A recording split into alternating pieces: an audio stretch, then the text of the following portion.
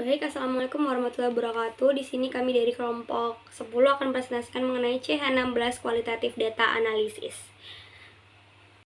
Sebelumnya, perkenalkan diri kami terlebih dahulu. Saya Anastasia Sindiaka Putri dengan NPM Mahir 207, serta rekan saya Marta Uli dengan NPM Mahir 203, Intan Dwi Lestari dengan NPM Mahir 226, dan juga Abel Dwi Pratiwi dengan NPM Mahir 229.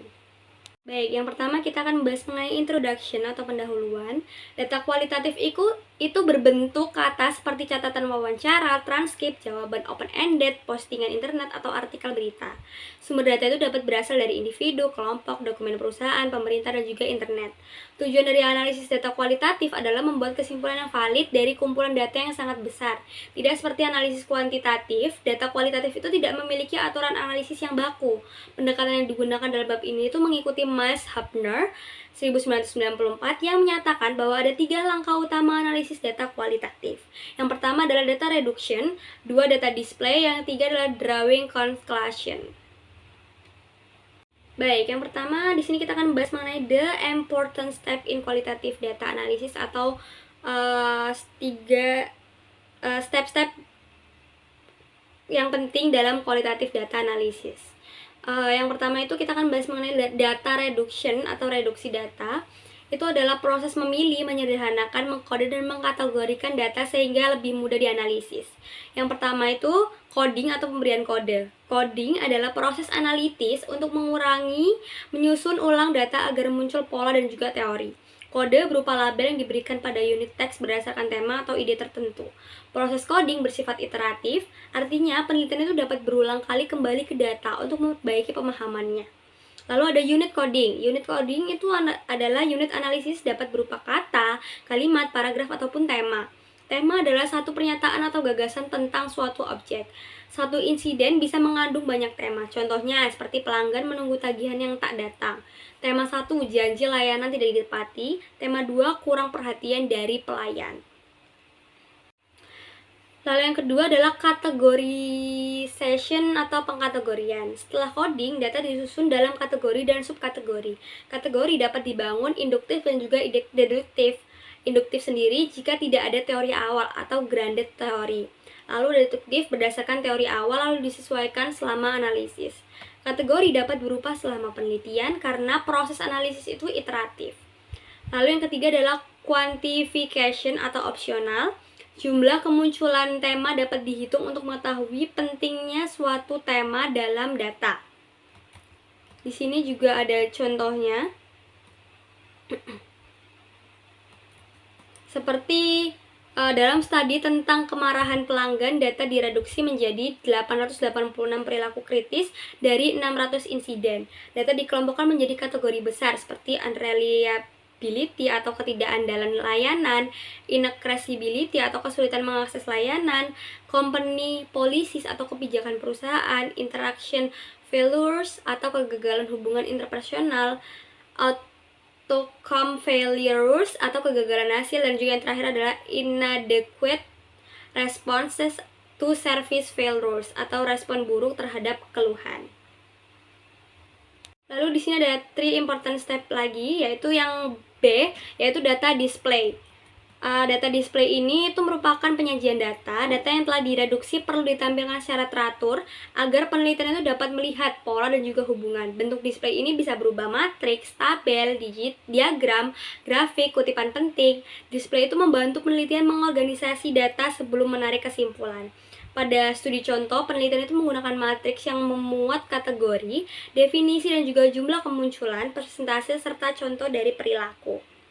Lalu yang terakhir adalah C, drawing conclusion atau penarikan kesimpulan. Tahap ini akhir adalah menarik makna dari tema dan pola yang telah diidentifikasikan. Penelitian ini menjelaskan mengapa pola terjadi, membuat perbandingan, dan menjawab pertanyaan. Kesimpulan itu harus diverifikasikan agar reliable dan juga valid. Dalam studi contoh, kesimpulan utama adalah bahwa kemarahan pelanggan itu biasanya dipicu oleh ketidakandalan layanan, kesulitan akses, kebijakan perusahaan yang dianggap tidak adil, perilaku petugas yang tidak sopan atau tidak sensitif, hasil pelayanan yang buruk, dan juga respon yang tidak memadai terhadap kegagalan pelayanan. Nah, pada bagian pertama dari tabel ini kita akan membahas mengenai procedural failures, khususnya tentang unreliability atau ketidaknyamanan pelayanan. Di sini terlihat bahwa banyak pelanggan marah ketika janji layanan tidak ditepati. Misalnya janji pada waktu pelayanan yang molor atau layanan yang diberikan ternyata berbeda dari kesepakatan awal. Subkategori pertama adalah delivery promises. Ini terjadi ketika penyedia layanan tidak memberikan layanan tepat waktu sesuai yang dijanjikan. Contohnya, pelanggan harus menunggu berlebihan untuk suatu pelayanan. Nah, ini menunjukkan bahwa ketepatan waktu sangat mempengaruhi persepsi pelanggan. Subkategori kedua ada service provision, yaitu ketika layanan yang diterima berbeda dari yang disepakati. Misalnya, mobil rental yang diberi tidak sesuai dengan pesanan. Hal ini akan membuat pelanggan merasa tidak mendapatkan apa yang mereka bayar. Kemudian ada subkategori ketiga, yaitu pricing, di mana pelanggaran perjanjian harga. Ketika harga mendadak lebih tinggi dari kesepakatan awal, pelanggan merasa dipermainkan atau tertipu. Selanjutnya, bagian kedua akan membahas mengenai inaccessibility, yaitu kondisi ketika pelanggan kesulitan mengakses layanan baik secara komunikasi maupun secara fisik. Yang pertama ada communicative inaccessibility. Ini terjadi saat pelanggan tidak bisa menghubungi penyedia layanan, misalnya telepon selalu sibuk, email tidak pernah dibalas, atau agen layanan tidak responsif. Ketika akses komunikasi terhambat, maka pelanggan akan merasa frustasi karena tidak bisa masuk ke proses layanan. Berikutnya ada physical inaccessibility of service elements, yaitu ketika fasilitas layanan sulit diakses. Contohnya adalah loket check-in yang jauh, atau counter yang sulit ditemukan, atau area layanan yang tidak tersedia. Hal ini akan membuat pengalaman konsumen menjadi tidak nyaman. Yang ketiga ada physical inaccessibility of the provider, misalnya itu lokasi layanan terlalu jauh, sulit dijangkau, atau jam operasional terlalu pendek. Ini akan menunjukkan bahwa akses fisik juga mempengaruhi kepuasan pelanggan. Nah, selanjutnya ada company policies, yaitu bagaimana aturan dan prosedur perusahaan dapat menjadi sumber kemarahan pelanggan. Subkategori pertama ada rules and procedures. Pelanggan merasa marah ketika aturan perusahaan dianggap tidak efisien, membingungkan, atau tidak adil. Contohnya adalah prosedur yang berbelit-belit seperti harus mengambil nomor antrian 2 kali atau untuk dua layanan yang berbeda. Nah, ini akan menunjukkan bahwa birokrasi yang tidak efektif dapat memperburuk pengalaman pelanggan. Nah, di sini saya akan menjelaskan lanjutan dari slide sebelumnya. Subkategori kedua adalah inflexible staff, yaitu ketika staff menerapkan aturan secara kaku tanpa mempertimbangkan situasi khusus pelanggan. Misalnya menolak permintaan kecil yang sebenarnya masuk akal karena aturan perusahaan. Ketidakfleksibelan ini akan membuat pelanggan merasa tidak dipahami. Nah, kita akan masuk ke bagian selanjutnya, yaitu interactional failures, khususnya terkait perilaku yang tidak sopan dari penyedia layanan. Subkategori pertama ada insulting behavior, yaitu perilaku menghina atau kasar. Contohnya dokter yang meremehkan pasien dengan komentar sinis. Tindakan seperti ini dengan cepat akan memicu kemarahan karena akan menyentuh aspek emosional pelanggan. Yang kedua ada not taking the client seriously, yaitu ketika pelanggan tidak dianggap serius atau keluhannya diremehkan. Misalnya mekanik mobil yang terus-menerus menjawab dengan nada meremehkan. Pelanggan akan merasa diremehkan dan tidak dihargai. Selanjutnya ada dishonesty, yaitu usaha staf untuk menipu pelanggan. Misalnya memutar rute lebih jauh untuk menaikkan tarif taksi. Ketika integritas ini akan dilanggar, kemarahan akan muncul karena pelanggan merasa dimanfaatkan. Kemudian ada discrimination, yaitu perlakuan tidak adil berdasarkan ras, gender, atau kelompok tertentu. Nah, ini bukan hanya memicu kemarahan, tetapi juga nantinya akan menjadi masalah etis yang serius. Selanjutnya, penjelasan tabel ini akan berfokus pada bentuk kegagalan interaksi yang lebih luas, yaitu insensitive behavior, yaitu perilaku tidak peka terhadap kebutuhan pelanggan.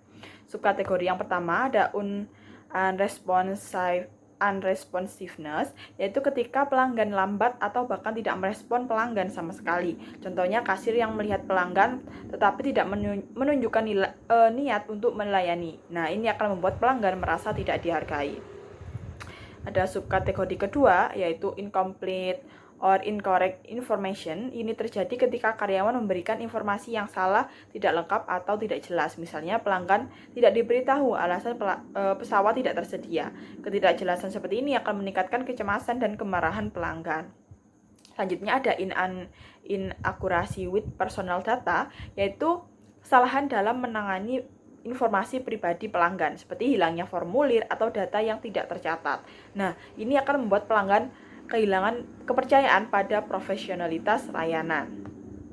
Lalu ada juga personal intention, yaitu situasi di mana pelanggan merasa kurang diperhatikan secara personal. Misalnya pelanggan menunggu lama untuk mendapatkan bill, sementara staf sibuk ngobrol. Nah, ini akan memberikan kesan bahwa pelanggan bukan prioritas. Ada juga impersonal treatment, yaitu ketika layanan tidak disesuaikan dengan kebutuhan individu. Contohnya potongan rambut yang tidak mengikuti permintaan pelanggan. Nah, pelanggan akan merasa tidak dianggap sebagai individu dengan preferensi berbeda. Selanjutnya ada inconvenience, yaitu pelanggan dibiarkan dalam kondisi tidak nyaman baik secara fisik maupun mental. Contohnya harus duduk selama 1,5 jam di pesawat setelah landing. Di sini saya akan melanjutkan penjelasan dari slide sebelumnya, yaitu di sini ada privacy matters, yaitu ketika pelanggaran terhadap informasi pelanggan seperti pintu konsultasi yang dibiarkan terbuka. Nah, ini akan menimbulkan rasa tidak aman. Kemudian ada irresponsible behavior, seperti guru yang membiarkan anak kecil pulang sendiri. Nah, ini bukan sekedar kesalahan layanan, tetapi menyangkut tanggung jawab dan keselamatan. Nah, selanjutnya ada service mistakes, yaitu kesalahan langsung pada inti layanan. Contohnya, salah memberikan obat, salah membawa makanan, atau merusak barang pelanggan. Kesalahan ini akan berdampak langsung pada pengalaman dan seringkali menimbulkan kerugian nyata. Selanjutnya ada defective tangibles, yaitu barang fisik yang rusak atau tidak berfungsi, seperti kartu ATM yang tidak bekerja, mesin kopi yang rusak, atau hotel yang kualitasnya jauh dari deskripsi. Nah, kualitas barang fisik sering menjadi indikator awal bagi pelanggan untuk menilai profesionalitas layanan. Ada juga billing error, yaitu kesalahan dalam penagihan, seperti tagihan yang lebih tinggi dari seharusnya. Nah, kesalahan ini akan membuat pelanggan merasa dicurangi meskipun terjadi karena kelalaian. Setelah tadi kita membahas mengenai kegagalan layanan, di sini kita akan melihat bagaimana perusahaan menanggapi kegagalan tersebut. Nah, sisi menariknya, penelitian menunjukkan bahwa respon perusahaan terhadap masalah pelanggan seringkali menentukan apakah pelanggan tetap marah atau tidak. Subkategori pertama ada interactional unfairness, yaitu perilaku yang tidak adil atau tidak sopan saat menangani keluhan. Misalnya karyawan tidak meminta maaf meskipun terjadi kesalahan. Ketidaksopanan saat proses recovery sering memperburuk situasi yang sudah buruk. Subkategori kedua ada outcome unfairness, yaitu hasil penyelesaian masalah yang dianggap tidak adil. Contohnya pelanggan tidak menerima penggantian yang dijanjikan meskipun perusahaan mengakui kesalahan. Ada juga procedural unfairness, yaitu proses penyelesaian masalah yang lambat, berbelit, atau bahkan tidak masuk akal. Misalnya perusahaan baru memperbaiki kerusakan setelah pelanggan menghubungi pimpinan tertinggi. Nah, proses yang tidak efisien akan membuat pelanggan merasa diabaikan. Nah, di sini saya akan membahas tentang data display. Menurut Miles dan Huberman pada 1994, penyajian data itu adalah aktivitas utama kedua yang harus Anda lakukan ketika menganalisis data kualitatif. Nah, penyajian data melibatkan pengambilan data yang telah direduksi dalam menampilkannya serta terorganisasi dan ringkas. Sejalan dengan itu, bagan matriks dan diagram grafik, frasa yang sering disebut dan atau gambar Anda membantu Anda untuk mengorganisasikan data dan menemukan pola serta hubungan dalam data sehingga pada akhirnya memudahkan penarikan kesimpulan. Nah, di sini pada data analis terdapat latar belakang studi. Yang pertama itu studi meneliti peristiwa yang biasanya memicu kemarahan pelanggan dalam layanan. Yang kedua, meneliti pembuatan matriks untuk mengorganisasi dan mengatur data kualitatif. Lalu yang ketiga itu matriks membantu mengekstraksi tema tingkat tinggi dari data. Nah, di sini ada pengelompokan tema. Nah, pada yang pertama itu 28 subkategori itu digabung menjadi 7 kategori dan 4 super kategori. Nah, kategori itu mencakup unreliability, incasability, company policies, incentive behavior, impolite behavior, dan outcome failures, dan yang terakhir yaitu inadequate response for service failures. Nah, untuk penjelasan tabel 16.1 itu menunjukkan bagaimana tampilan data kualitatif itu membuat menarik kesimpulan. Nah, kolom 1 dan 2 kategori dan subkategori itu memicu kemarahan pelanggan. Lalu untuk kolom ketiga itu frekuensi tema disebutkan oleh peserta.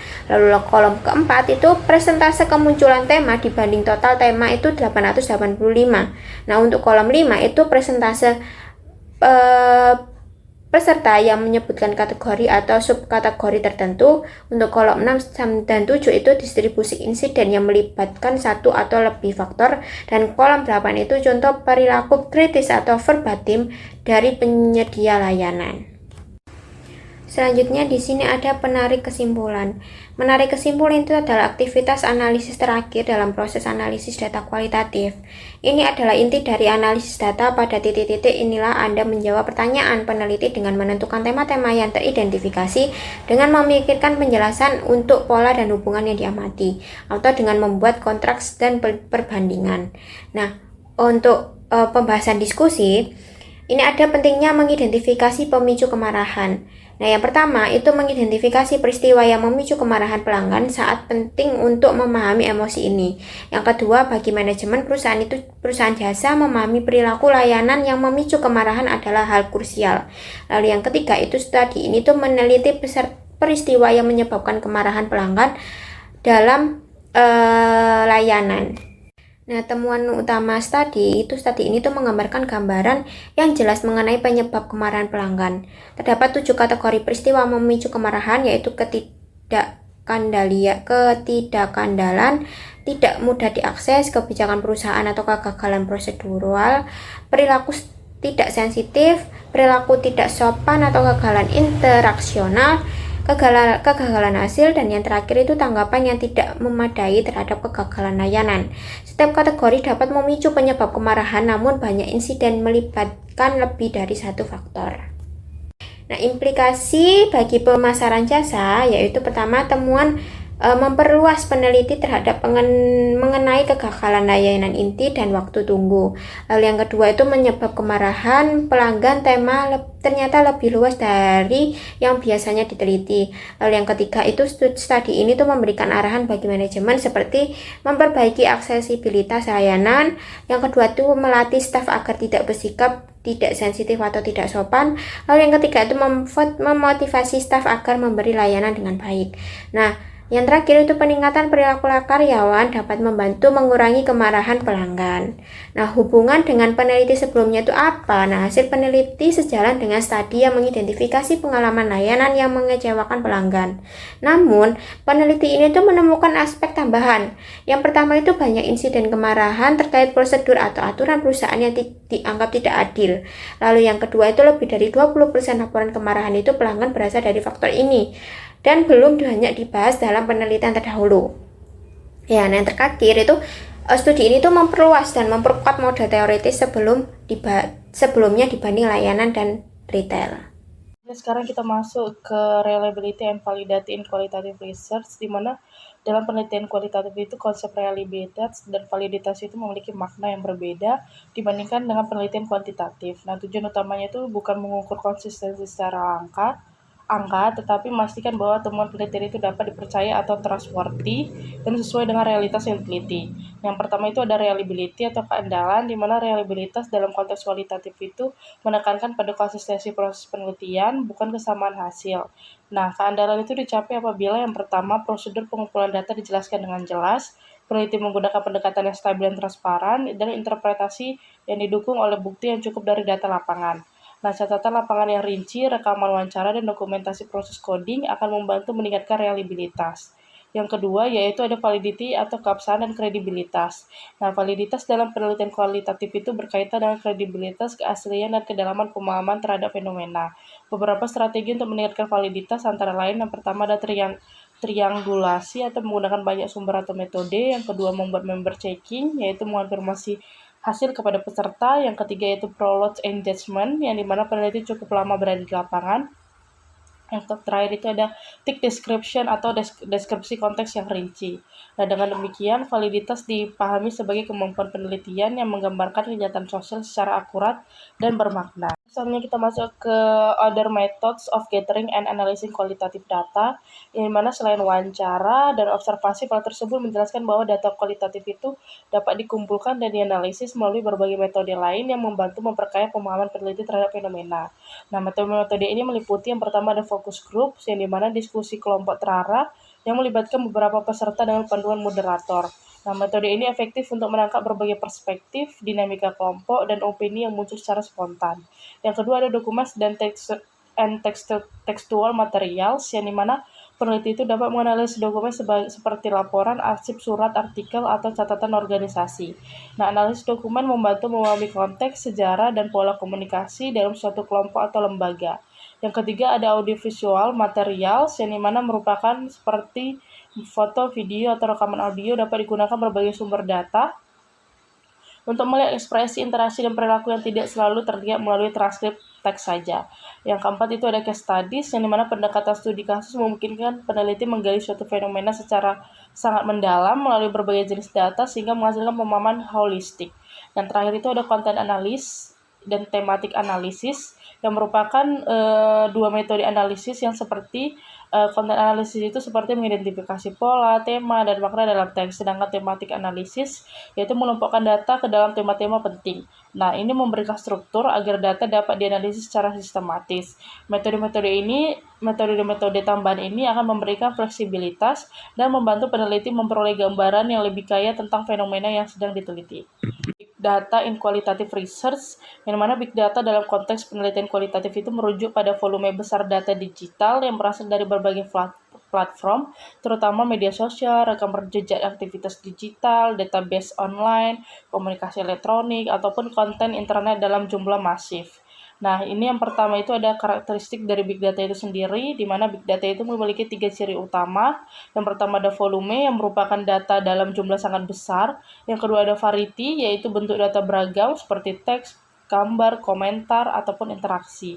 Yang ketiga itu ada velocity, yang dimana data dihasilkan sangat cepat dan terus berlangsung. Yang kedua itu ada relevansi untuk penelitian kualitatif. Nah, meskipun sering dianggap domain kuantitatif, big data itu sangat relevan bagi peneliti kualitatif juga, karena yang pertama itu memungkinkan analisis perilaku dan pengalaman manusia melalui jejak digital. Yang kedua memberikan sumber data naturalistik atau tidak dibuat-buat. Yang ketiga memungkinkan eksplorasi makna, opini, persepsi publik, dan pola komunikasi. Yang ketiga tantangan dari penggunaan big data ini sendiri. Yang pertama itu kesulitan mengelola data dalam jumlah besar. Yang kedua isu privasi, etika, dan akses. Yang ketiga kebutuhan software canggih untuk memilah dan mengkode data, dan yang terakhir itu resiko kehilangan kedalaman analisis karena data terlalu masif.